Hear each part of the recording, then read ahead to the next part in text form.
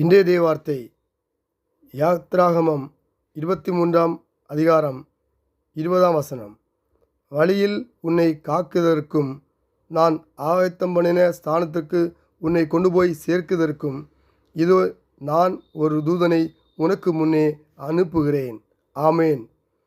நாம் செல்லும் ஒவ்வொரு பாதைகளிலும் கர்த்தர் நம்மை தனியாக விடுவதில்லை. அவர் தமது தூதனை நமக்கு முன்னே அனுப்பி நம்மை பாதுகாத்து அவர் தாம் ஆயத்தம் பண்ண ஆசீர்வாதத்தின் ஸ்தானத்திற்கு நம்மை பாதுகாப்பாய் வழி நடத்தி செல்கிறார். ஆகையால் நாம் பயப்படாமல் நம்பிக்கையோடு நடப்போம். நம்முடைய வாழ்க்கை பயணத்தில் நாம் சந்திக்கும் சவால்கள், சோதனைகள், ஆபத்துகள் மற்றும் இக்கட்டான சூழ்நிலைகளில் தேவன் நம்மை தனியாக விடமாட்டார். அவர் எப்போதும் நம்மோடு கூட இருப்பார். அவர் தம்முடைய தூதர்களை கொண்டு பாதுகாக்கிறார். தேவன் நாம் என்ன செய்ய வேண்டும், எப்படி செய்ய வேண்டும், எப்படி நடக்க வேண்டும் என்பதை குறித்து ஏற்கனவே திட்டம் பண்ணியிருக்கிறார். அதற்கேற்ப அவர் தமது தூதர்களை அனுப்பி நம்மை வழிநடத்துகிறார். இஸ்ரவேல் மக்கள் வனாந்தரத்தில் பயணம் செய்யும்போது வாக்கு அருளிய தேவன் இன்று நம் வாழ்க்கையிலும் நம்மை ஆசீர்வதித்து பாதுகாத்து வழிநடத்துவார்.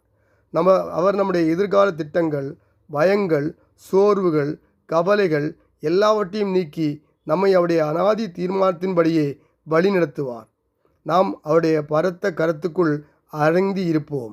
கர்த்தர் நமக்காக யாவையும் செய்து முடிப்பார். இயேசு நாமத்தில் பிதாவே, ஆமேன். அன்பும் கிருபையும் நிறைந்த பரலோக தகப்பனே, இந்த நல்ல நாளுக்காக நன்றி செலுத்துகிறோம். கடந்த இரவு வேளைகளை கண்மூல் பாதுகாத்து கொண்டீர்.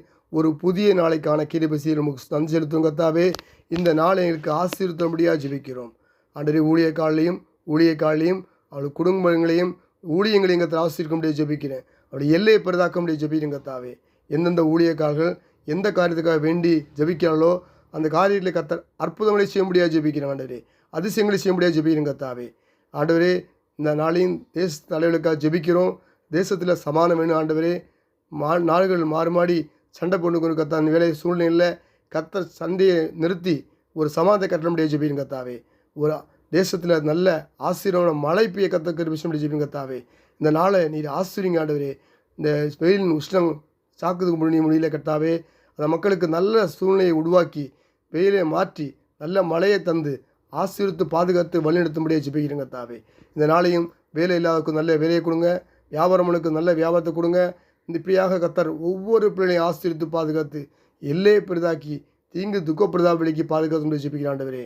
ஆயத்தம் பண்ண ஸ்தலத்துக்கு கொண்டு போய் சேர்க்கும்படியாக ஜெபிக்கிறேன். இயேசு நல்ல பிதாவே, ஆமேன், ஆமேன், ஆமேன்.